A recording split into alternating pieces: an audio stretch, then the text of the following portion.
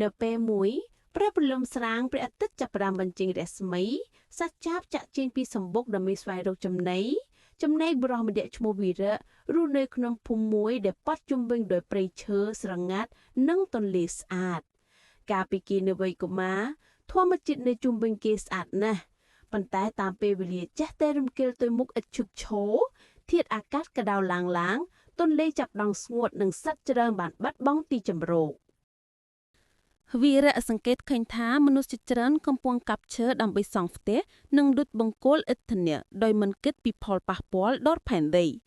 ពេលខ្វាស់គេឃើញខ្យល់ក្តៅដោយភ្លើងបណ្ដាលឲ្យសត្វស្លាប់និងដង្នាំជ្រុះស្លឹកត្រពាំងបឹងទន្លេរីងខាទឹកអស់ធ្លាប់តែឮសំឡេងសត្វយំក្នុងពេលព្រឹកហាក់ដូចជាស្ងាត់ជាមុនបដូរមកឮសំឡេងយន្តហោះឡានម៉ូតូគ្រឿងចក្រគ្រឿងយន្តពីមុខធ្លាប់តែឮសំឡេងបក្សាបក្សី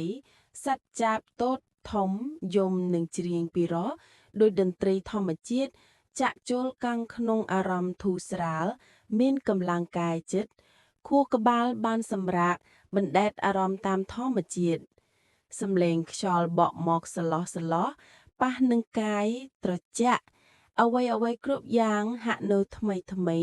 តែវាបានផ្លាស់ប្ដូរអស់ទៅហើយថ្ងៃមួយវីរៈបានសម្រេចចិត្តធ្វើអ្វីមួយ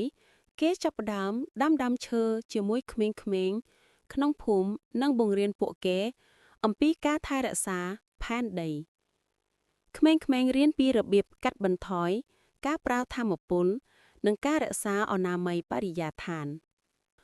បន្ទាប់ពីរយៈពេល1ឆ្នាំកន្លងផុតទន្លេវិញត្រឡប់មកមានទឹកស្អាតវិញដើមឈើចាប់ផ្ដើមរីកលូតលាស់ហើយសត្វតូចក៏ត្រឡប់មករស់នៅវិញវីរៈញញឹមដោយសេចក្តីសប្បាយចិត្តព្រោះគេដឹងថាទោះបីជាមនុស្សតូចម្នាក់ក៏អាចផ្លាស់ប្ដូរពិភពលោកបានដែរចាប់ពីពេលនោះមកមនុស្សសត្វរុក្ខជាតិឈប់រំខានគ្នាធម្មជាតិបានស្ងប់សភាពផែនដីប្រែមកធម្មតាវិញ